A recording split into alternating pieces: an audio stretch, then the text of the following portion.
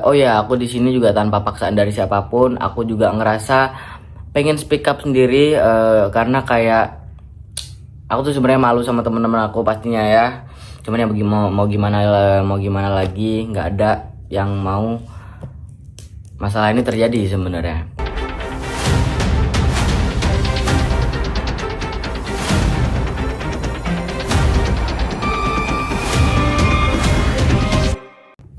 Assalamualaikum warahmatullahi wabarakatuh. Halo semuanya, saya mau ngucapin buat kalian Happy New Year. Buat mak-mak follow Happy New Year yang saya cintai, yang saya sayangi. Ya mungkin keberadaan saya di sini untuk menjelaskan di balik perseteruan bapak saya dengan manajer saya sendiri. Ya mungkin pertama-tama aku bakal ngobrolin tentang mungkin aku disclaimer dulu. Sebenarnya aku di sini tuh gimana ya, untuk meluruskan biar masalah ini nggak terlalu jauh, karena aku ngerasa juga ini udah terlalu jauh, kejauhan. Jadi aku ada yang di sini untuk biar nggak terlalu jauh lagi. Ya mungkin aku bisa menjelaskan. Aku di sini juga tanpa paksaan dari siapapun. Aku juga ngerasa pengen speak up sendiri karena kayak aku tuh sebenarnya malu sama teman-teman aku pastinya ya.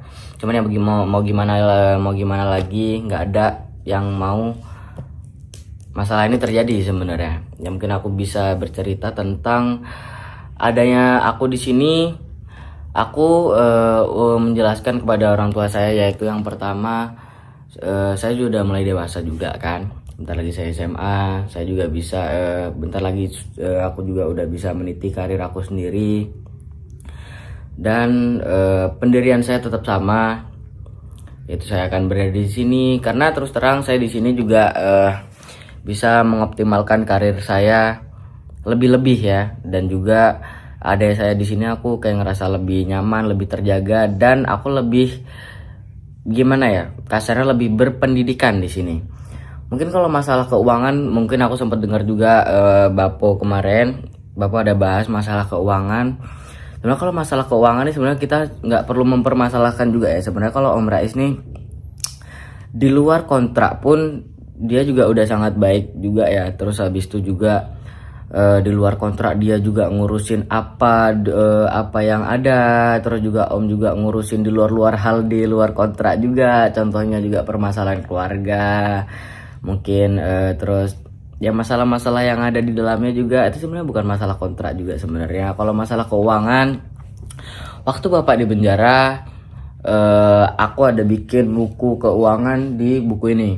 Mungkin aku nggak perlu buka, tapi kalian bisa lihat. Ya inilah ya.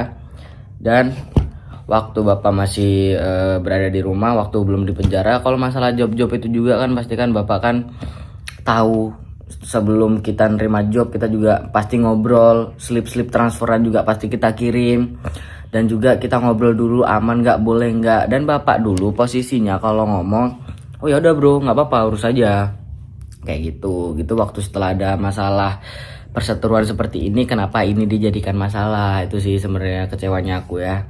Terus yang kedua, sebenarnya masalah ini tuh aku ngerasa kayak gimana ya, nggak perlu dipermasalahin, dan aku ngerasa sendiri, ini aku serius ya ngomongnya, aku ngerasa kayak terlalu nggak enak lah untuk dipermasalahkan, karena emang masalah ini tuh harusnya nggak keluar gitu. Kalau masalah keuangan, Om juga sering banget ngeluarin uang di luar kontrak. Contoh juga Om ngebantu aku buat uang sekolah, SPP, fasilitas makan. Aku agak ngeblank sebenarnya ngobrolin masalah seperti ini kan. Aku sebenarnya malu, aku juga sebenarnya belum siap juga. Cuman aku ngerasa kalau aku nggak turun takutnya masalah ini terlalu jauh dan terlalu melebar kemana-mana juga. Aku sebenarnya malu. Aku ngeliatin muka aku kayak gini, aku malu sebenarnya pasti ketika aku dilihat sama guruku, sama temenku, sama siapapun itu, ya pastinya aku malu ya, karena gimana ya bilangnya, masalah kacang nih sebenarnya kan, cuman dibesar-besarin, itu aja sih ya. Menurut aku selesai lah, udahlah, aku tuh udah cukup di sini, biarlah aku di sini. Masa iya Bapak nggak seneng aku seneng, Bapak nggak seneng aku seneng, iya itu maksud aku ya. Yang aku tahu dalam hidup aku ini, harusnya tuh orang tua tuh seneng ketika ngelihat anaknya seneng gitu loh. Masa iya kalian tuh nggak seneng waktu lihat aku seneng? Ketika aku di sini aku dapat hakku, mungkin beberapa hak yang bisa aku sebutin contohnya hak kayak waktu aku mau alaf, aku juga bisa ngaji di sini. Aku udah bisa ngaji, aku bahkan udah bisa azan, bahkan juara azan. Hak pendidikan, aku bisa sekolah di sekolah yang bagus di sini. Dan juga aku bisa berteman dengan teman-teman yang lebih positif juga, yang lebih positif vibes ya gitulah ya. Ya itu aja sih ya. Ya masa kalian tuh gak seneng waktu ngeliat aku seneng. Dan selama aku kenal bapakku sendiri, yaitu Joko Suyoto ya, aku selama aku kenal sama Bapo, bahkan aku di keluarga ini paling deket tuh sama Bapo sebenarnya. Aku tuh kecewa sama sampean tuh ketika kita lagi seneng-seneng ada aja masalahnya. Ketika kita nggak ngirim uang, bapak selalu cari celah buat ini yang aku itu ya, yang aku tangkep ya. Kalau emang salah ya udah maaf lah, ini emang kayak aku yang aku tangkep aja. Ketika aku nggak ngirim uang, sampean kayak seakan-akan nyari masalah ini itu. Sebenarnya tuh aku kecewa sama sampean po, cuman ya mau gimana lagi, wis gak apa-apa ya. Terus aku tuh sebenarnya yo ngerti banget lah sampean tuh, aku yo ngerti banget sampean ini kayak piye. Aku yang ngerti toko omongannya sampean, toko rasa-rasanya sampean ki kayak didorong ngono karo wong liya, aku gak paham. Ya rada kecewa saya, maksudnya kayak yo alah, mosok yo kurang kok tegel to ngono lho mikirku iku. Ya wes lah ngono lah, aku gak iso terlalu mbahas adol lek sampean iki, gak kuat tau. Ya wes pokoknya sampean sehat terus, yo semangat. Ketika Bapo aku bisa bantu, ketika bapak sakit aku bisa bantu, cuman aku nggak bisa ngasih uang sesuai dengan keinginan kalian yang waktu aku viral dulu. Ya itu aja sih ya. Ya semoga dari permasalahan ini, dari obrolan ini kita bisa ambil hikmahnya juga. Semoga kita bisa saling mengerti, saling memahami, ya saling respect juga. Capek sebenarnya, serius capek sebenarnya ya. Udahlah ya, udah selesai. Semoga dari aku ngobrol ini kalian bisa sadar, bisa ngerti, oh ini loh anakmu gitu loh. Makanya kayak capek juga ternyata jadi aku gitu loh ya. Nah itu kalian kayak sadar lah gitu loh, aku tuh capek di sini. Bukan kalian aja yang kurusin, banyak juga. Kalau misal aku terlalu ngurusin kalian, gimana karirku coba? Gimana karirku? Kalau semisal aku ngurusin kalian, semua uangku ku kasih kalian kayak dulu, muanya. Terus aku gimana? Masa iya ngamen lagi? Jangan dong, kan gitu toh. Ya udah sih gitu aja sih ya, kita saling respect aja, semangat, sehat-sehat kalian di sana, sehat-sehat kalian di sana, semangat terus. Oke, kalau masalah FP musik ya kita bakal bahas ini. Aku bisa ngejelasin sedikit. Aku sebenarnya tuh baru-baru ini tahu betapa kejamnya dunia entertainment. Contoh FP musik tuh cuman ada beberapa video yang viral, contoh satu mimpi, terus habis itu ojo dibanding kayak yang remake itu juga kebantu satu mimpi, aku cak kerjo dan lain sebagainya. Gak semua video itu bisa viral. Aku pernah bilang sama Om, aku pengen sama Om 50-50 pengen coba ngerasain gimana sih rasanya di entertainment nih. Ternyata waktu kita rinci belum ini belum itu, wah ternyata habis sekali.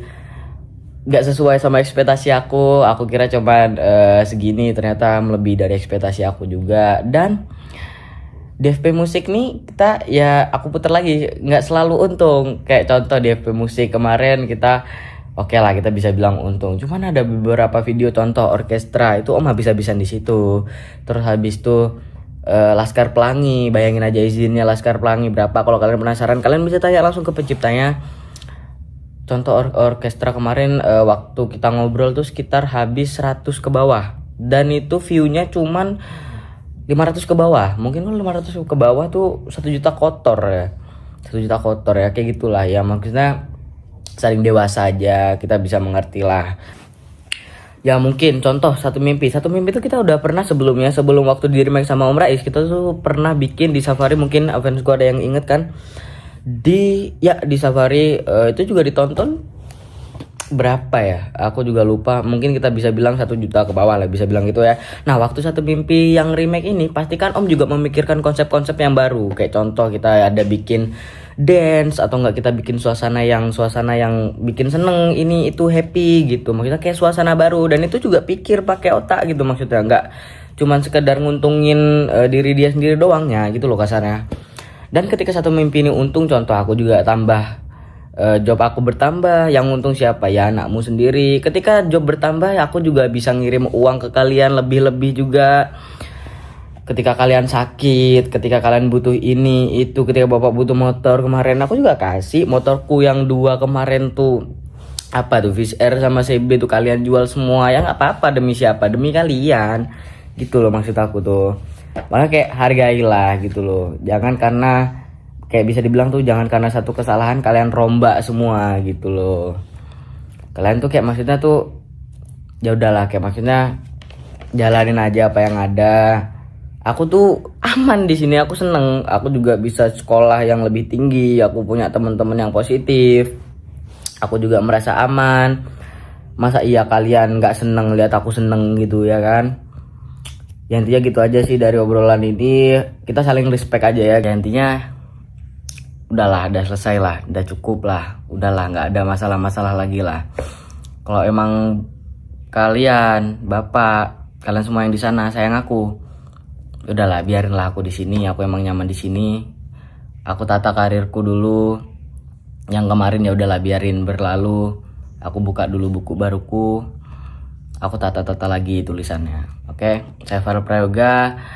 Sekali lagi disclaimer, ini tidak ada paksaan dari siapapun, ini dari saya sendiri, saya Farel Prayoga. Saya meminta semoga masalah ini bisa diselesaikan secara keluarga dan selesai dengan tujuan yang baik. Oke, saya Farel Prayoga. Assalamualaikum warahmatullahi wabarakatuh. Happy New Year, mak-mak. Bye-bye.